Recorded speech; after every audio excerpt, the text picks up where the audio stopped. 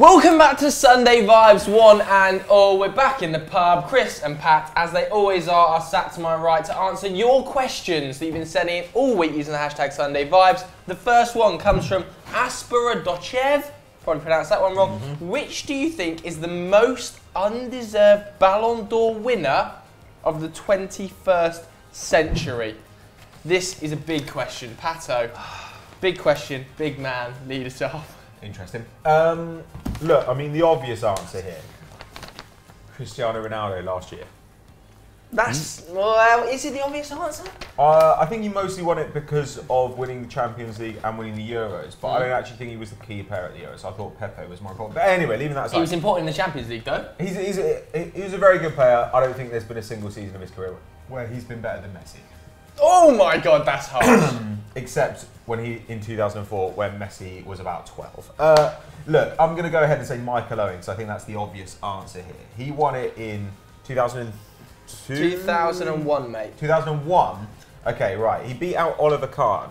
You know what Oliver Kahn had done that year? Go on. He'd won his third consecutive But Bundesliga. He'd been the man of the match in the Keepers Champions never League win Ballon final. d'Ors, Pat. Yeah, but he deserved to win it. Man of the match in the Champions League final. He won that and the Bundesliga. Michael Owen had won the UEFA Cup, the League Cup, I think the FA Cup, the Community Shield, and the UEFA Super Cup. So he actually won 1, 2, 3, 4, 5 trophies that year, Owen. 2 of them are fake ones, though. The Super Cup and the Community Shield. No one counts those. And just to correct you, a Russian goalkeeper did win the Ballon d'Or. So. Yeah. Who was it? Dino Zoff? Leviasha. Dino Zoff. Dino Zoff's that Italian, famous Italian goalkeeper. Italian keeper. The most Italian name in the world.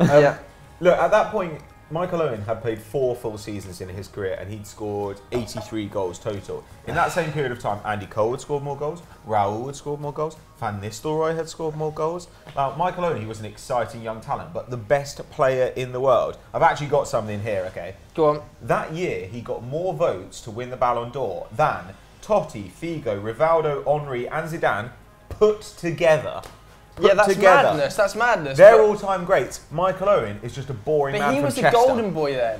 He was like the Mbappe of 2001. With a gambling addiction. He was the Mbappe of 2001. Brazilian Ronaldo. He was frightening when he was younger. Yeah. It's very dull in here today, isn't it? It's a great coat, though. It's a great coat. It's a great day. Good question as well. My answer, mate, is Andriy Shevchenko in 2004. Brilliant player, had a stellar career. But in that year, he came above Deco and Ronaldinho, and the former had just won the Champions League and the Liga NOS with an unfancied Porto side, as well as reaching the final of Euro 2004. Sheva, he won the Serie A, yes, but Milan went out in the quarterfinals of the Champions League, and Ukraine didn't even qualify for the Euros.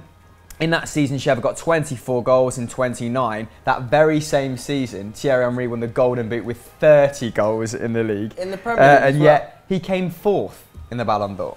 Well, I don't understand. Yeah, Shevchenko is a difficult one, isn't it? Shevchenko was just an out-and-out goal scorer. How much later was it when he joined Chelsea after that? Oh, a few years. I think 2007. I think he was 30 when he joined Chelsea. Oh, right, Not like Chelsea to overspend on someone coming towards the end of his career. Especially up front. If you're just an out-and-out goal scorer and you win the Ballon d'Or, then I assume you've been the top scorer in Europe that season, and he hadn't been. So I completely agree with that. I think that's a great shout. Okay, I'm going to put into the mix Pavel Nedved. Oh my God. Now, we all love Pavel Nedved. He is one hell of a player, and he is the hipster's choice of Ballon d'Or winners. He is still one hell of a player. Since the turn of 2000. But that was the year that Ronaldo, R9, made his comeback from injury and banged over 30 goals in about 40 games. Yeah. Ronaldo had to win that Ballon d'Or. I know Pavel Nedved is a popular man, and was a popular man back then as well, during his Juventus playing days, but that was daylight robbery not to win it off of R9. Where was he, R9, when he came back from injury? What club? He was at Real Madrid. Real Madrid. Real Madrid. When he was crushing it, I believe Roy Mackay scored more goals than Nedved that year as well. It's incredible record. That's maybe because Real perhaps didn't win anything that season, and he suffered as being part of that collective failure. True, because I don't think he won La Liga whilst he was at Real Madrid, did he? I think he won it once. But equally, if you're going to do it on trade, Maldini, I think, had just won his 4th or 5th Champions League that year. Yeah. So Maldini was also in the at the age of 35. Yeah, it was also in the hat. More deserving of the Ballon d'Or then than Cannavaro was, maybe when he won the World Cup. Cannavaro's not a bad shout. What about Cannavaro? The difficulty with Cannavaro is he won it because Italy won the World Cup and he was the captain, but he was also unbelievable at that tournament. Like if you carry someone pretty much, well, not single-handedly, but if you're the best player in a team that wins the World Cup, I kind of give you a little bit more of a pass. I think that's a bit fairer. But until recently, Italy have been the antichrists of international football. No one's brought them before a jury for making these tournaments, rendering them boring. Didn't they win that World Cup by scoring about 6 goals? Yeah, I think, they did. But equally, didn't they draw with France in the group stage 0-0, and then the final was 0-0? A formidable defence. And the counter-attacking against Germany, you know, when they were 1-0 up, and then at the end Germany were piling on the pressure. They went straight back up the other end, and I think Del Piero scored the second. I mean, and then of course they went to the next Euros. Okay, Euro 2008. Netherlands were in a group with France and Italy, who were the 2 previous World Cup finalists, and they beat one of them 3-0, one of them 4-1. It was absolutely amazing. From one end of the spectrum to the other. But what about you guys? Who do you think is the most undeserving Ballon d'Or winner? Let's put it in a poll. Michael Owen, Shevchenko, actually you said him, or I said Nedved. Vote up there. Go on, click it, do it. Or Ronaldo. Our next question could be the greatest in Sunday Vibes history, and it comes from Freddie Z, who says, if you each had the chance to ask a manager or a player one question and they have to tell you the truth, who would it be and what would you ask? That is great. Machiavellian. Hamill. Start with me. Well, he's on the noggin because you mentioned him. R9. I'd ask him in my best Portuguese, what the chuffing hell happened on the eve of that 98 final against France? Did you have an epileptic fit? Did Nike force you to play? Why were you a shadow of a man for that 90 minutes when you know, previously set the world alight? Yeah. That's many questions, but you know, I'd make it concise. So, what about you fellas? What do you think his answer would be first? I don't know. I'd have to get a translator in there. Is that part and parcel? Is that? Freddie hasn't included it, but I think you are allowed a translator. What if the answer is just like, I did have a fit? Well, I don't remember. Well, then Chris has wasted a question. Yeah, that's true. But I would have got to have met R9. Yeah, you would have. That's a good point. And he loves a beer, doesn't he? So winner, chances chicken are dinner. have a good What about night. you, Pato? So many. Arsene Wenger. Want to know what meds he's on. Want to know if it's him or if it's the board who continually f up our transfer business. I just want to know, like, has he been diagnosed with any major brain issues in recent years? Has he heard of tactics? So what does he think of them? Are you actually going to go for Wenger? I'm not going to go for Wenger. I don't want to ask him. Go on then. Nah, he'll write a biography one day. That's not offensive enough, is it? It'd be great. Come on. True. I mean, what is circulating that big Dutch bonce of yours? I'm going back to Cristiano Ronaldo. Like, there's one of the other enduring mysteries of football: the parentage of his child. Oh, that's a dark subject. We don't know. We don't know who's. It's just interesting. You're going for C-Ron. We don't know who the mum is. Like, it seems like the kid was born in the USA, which I presume was because if you're born in the USA, you get citizenship. So I'm intrigued the way that he's sort of like curated every aspect of the kid's life before the child was born, and I don't really believe that he has sexual impulses, Cristiano Ronaldo. I think he might be an asexual man. I think I think that's not an insult. That's the kids must have been grown in a lab. I imagine him to be smooth down there, like an action man, like a little Ken. Just he's had it locked off. No, he's had it turned inwards because he's the only person. Because it makes him more aerodynamic. Someone said, "Listen, this will make you 1/10 of a second quicker." He would be on that as well, wouldn't he? Apparently, hasn't he got a bit of a schlong? I don't know. Ask Ferguson. Maybe that's a question you'd ask Fergie. He's still got Dion Dublin's mind. Yeah, no, Dion can't get off his mind. There's a couple of incidents I would want to know about. I want to know whether, was it Arsenal poisoning Tottenham with Lasagna Gate? Oh, yeah. Did that actually happen? Who are you going to ask? I'll ask the head chef. Or I'll ask. You said a little wink. You think the head chef? You think the head chef got the guys together and was just like, right, here's the plan. This is what we're doing. Who's got the anthrax? It's like a game of Cluedo. It was the head chef in the billiard room. Well, if I knew. What about Pizzagate as well? Pizzagate, yeah, maybe. You know it was Cesc. Yeah, it was obviously Cesc, wasn't it? So no, maybe. I'd say to John Terry, what did you say to Anton Ferdinand? Were you racist? Because he still denies it to this day. To me, that's a wasted question. He still denies it to this day. Because the answer is... We know what sort of bloke he is. I'm definitely a racist man. I'm John Terry. Yeah, but imagine getting that on camera.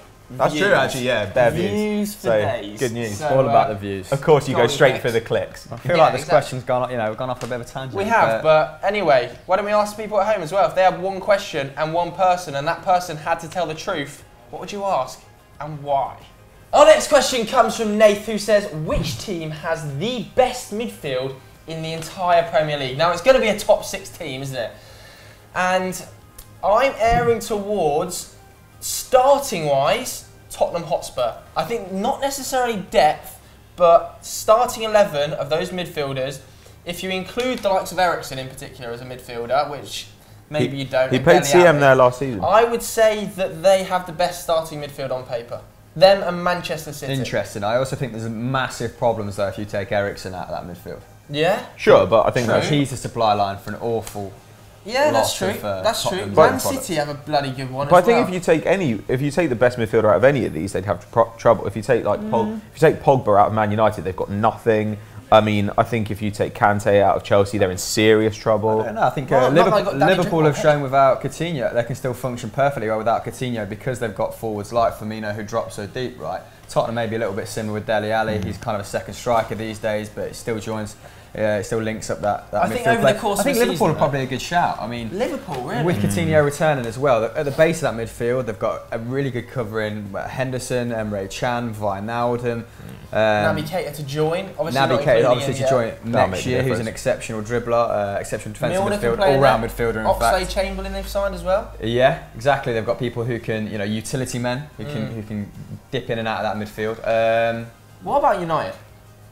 Go on, you're the United. You've got a great first 3, and then it goes off a cliff. Yeah, it does. I agree. But if we're talking Tottenham as starters, I'm not convinced about Tottenham's backups. Winks and Sissoko being the backup choices there. I don't think that's overly strong. I'm not convinced about Chelsea's backups in the likes of Danny Drinkwater either. Behind a midfield 3 of Fabregas, Bakayoko and Kante, they've got no one. But this is the thing, like Man City definitely have more talent that can play in midfield than anyone else. But I don't think their midfield accomplishes what Guardiola wants it to do, as well as Spurs does, as well as Man United. Why? That's why I'd rank them high. I don't know. I think maybe at the moment, like he's invested heavily in attacking mids, but he's obviously decided to neglect centre mid for whatever reason. Is that because he wants De Bruyne to play? I think Gundogan's been a massive miss for him, hasn't he? Because he likes someone who can slot into a back 3, make up for that lack of centre back when the fullbacks push up. That's his own fault. Pep knew how injury prone he was when he signed him. Yeah, no one's saying it's not his fault. We're agreeing that it's his fault. And he actually started the season exceptionally well when they went on that unbeaten run of 10 games. Gundogan was pivotal, wasn't he? Even contributing to a few goals. So it'll be interesting to see what he does when he comes back.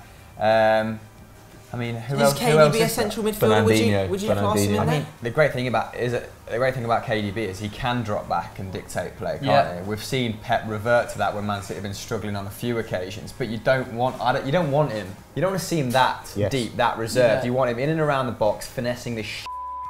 Yeah, I agree. You want him shooting, with I that think, from those sort of dangerous areas, advanced positions. Should we have a little shout outside the top 6? What about Swansea this season, okay? They've got Klukas, Tom Carroll, Roque Mesa, and now Renato Sanchez. Now, for a team which we all think might be struggling against relegation, that is an outrageously talented midfield. It really is. What about Everton? You look at Idrissa Gueye, fantastic. Schneidlin does a good job in that defensive midfield role. You've got Klaassen, who can also play in there. Sigurdsson, who's playing as a more advanced midfielder now. That's really my problem with Everton and their forward unit is where is the speed, where's the decisiveness? Yeah, they've overloaded in number 10 in that number 10 position. Davy Klaassen is not going to play in that reserve midfield role anymore like he did for Ajax in years gone by because they've got Schneiderlin and Idrissa Gueye. I think they've got strength and depth, but maybe they're overloaded in certain positions. Certain areas, I agree. You've also got Tom Davis who can play Calvert-Lewin can play out wide as well, can't he? And he looks like a decent prospect. I think it's too bad though, as a potential 7th or 8th position team. I think that midfield is really pushing some of the top 6 pretty close, especially the likes of Idrissa Gueye. I think Idrissa Gueye could slot into a fair few of these top 6 teams. And when Naby Keita comes next year, I think the Premier League is going to have, a lot of the best midfield talent in the world. Like, obviously, no Toni Kroos, obviously no Thiago Alcantara, but still, no Luka Modric, but still, it's going to be absolute carnage Pogba, next season. KDB, Keita. Dipping outside that top 6 again, I think Leicester would have had the Andre Silva transfer not gone over FIFA's threshold by 14 seconds. I think that was an exceptional piece of business to get a midfielder who's arguably better than Danny Drinkwater for half the price. I think that would have added to that midfield significantly as well. And they've got Demarai Gray to come in. He can play on the wing. And Didi looked like a good capture, didn't he? Didi looks like he's starting to become a bit of a Club player. Bruges, was it? Or Anderlecht? It's the same club that Chelsea signed, I think, from the goalkeeper. Genk. So yeah, that's City. Can you think of any others? Or should we throw it to the audience? Yeah, let's just throw it to the audience. What do you guys think is the best midfield in the Premier League and why? Do your stuff in the comments below. The final question of the day comes from Owen Pavia, I'm going to go for though. Okay. Who says, who is the most improved player in Europe so far this season? Now, we've only had 3 games, Owen, so it's a bit optimistic, but we're going to try our best to answer this question. Maybe let's readdress it as who do you think is going to have a bigger impact at club level than they did last year? Yeah, okay. I'm going to put straight down 2 names, and they're very different players. 1, Phil Jones. Wank last year before. Well, he was actually okay when he was partnering Marcos Rojo. You're the second best defence in the season. Fell off a cliff in the back end of the season once Rojo got injured. And I would also say Marco Asensio at Real Madrid. Okay. Massive impact this season he's going to have on that Real Madrid team. I think he's going to be a starter for Real Madrid this season ahead of one of Bale, Benzema or Isco. I think it's going to You're mental, because that's my answer. I'm going to go for Isco. I think the guy's contributed to 15 goals in his last 13 games at club and international level. He's completed more take-ons than anyone else at Real Madrid since he joined. Then. And this is a guy who, I think the season before last, had only made, 15 to 19 starts in an entire season. And he actually said, he's got a fantastic attitude as well. He said, listen, if I'm not starting under Zidane, Ancelotti, Rafa Benitez, then it's not the manager, it's me. And he's knuckled down and he's just developing into some player, isn't he? Yeah, he's ridiculous. Absolutely retired Marco Verratti about 3 times as Spain thrashed Italy 3-0. I just think him and Modric are just the linchpins of that side. How do you line Real Madrid up though? Do you play him over Cruz? I quite liked Zidane's 4-3-1-2 at the tail end of last season. Yeah. Benzema does Ronaldo's running. You have Isco floating around that final third, just doing what he wants and cropping up everywhere. And then when you've got the likes of Cruz and Modric behind you, no Asensio in Madrid team. Again, I mean, it'd be easy to drop Benzema and bring in Asensio, wouldn't it, in that system? But I think C1's always going to play through the middle. If Asensio takes anyone's place, it's going to be Gareth Bale's or the Frenchman's. What about you, Pato? They could even go to the Crown Christmas tree, 4-3-2-1, and play Asensio and Isco behind Cristiano Ronaldo. That'd be exciting. Yeah, it would. Who are you going to go for? Because that boy can carry the ball, can't he? Jesus. It's unbelievable, and his shooting from range. I mean, there are 2 people. One's Renato Sanchez. Didn't really look like he fitted into Bayern Munich last season, but this year, I kind of hope that Swansea actually don't start him that much. I hope they use him at the beginning the way Portugal used him at the Euros. He's definitely going to start. But he would come on 60 minutes into Portugal's games at the Euros. Everyone would be tired. No one was picking up in the midfield. And he would just plough through teams, just run straight through the middle. If he could do that for Swansea, then Bonnie, Tammy Abraham, they will get chances. There's just no way, though, that Sam Kluka starts over it. Yeah, do you think after that kind of the tough regimen at Bayern, though, that he's now ready to contribute straight away? As in, he's now got a season's worth of football under his belt. Well, not many minutes, admittedly, but he's been training with the best. He's eager to play. I'd imagine he starts. I imagine Clement's got a reasonable expectation of what he can get out of him, having spoken to Ancelotti. I think he'll start just because he's a talent and because they're paying a lot for this loan. But personally, I wouldn't start him at the beginning. The other guy is Roberto Firmino. Firmino got 11 goals, 7 assists in the league last season. Now that's really, really good. But this year he's already on 3 goals and I think 1 assist in the first 3 games of the season. Yeah. Right now, 3 goals, 3 assists. I mean the game he had against Hoffenheim was just an unbelievable performance for a false 9. Just drop. I mean, he doesn't always play as a false 9, but he did in that game. He was dropping deep, creating, pulling defenders around, interchanging with the others attackers. And he defends as well. I mean, he's so talented, and he didn't come to Liverpool as a striker. But now he's just turned into the perfect guy to balance out Mane and Salah and Coutinho. I just think he's going to have an outrageous year. We say that, but I think he's actually scored the most Premier League goals at Liverpool since he joined them. Yeah, he has. So he's become prolific. Becoming consistent. And as you said, he wasn't becoming beforehand. much more consistent than he used to be. I think that's the mark. I think he had a 1 in 3 record for Hoffenheim. If he can get How many goals do you think is successful for Firmino this season? I think 15 to 20, and he's extremely happy. I think that would be great because they're going to get so many goals from Salah. Because if you get 60 goals out of that front line, it's incredible. Which almost certainly will. So we asked the guys as well at home who you think is going to be the most improved player in Europe this season. Vote in the poll up there right now. So that's all the time we've got today on this episode of Sunday Vibes. If you want to be featured next week, bang a question in the comments with the hashtag Sunday Vibes. Thanks very much to Christopher Hamill and Pato for joining me as well. Lads, anything going up on Euro Football Daily? There's always stuff going on Euro Football Daily. There's Stat Wars the Champions is due back next week, we hope. Football Mundial, Continental Club, all the good stuff. Yes, thanks very much for watching, and we'll catch you later. Bye.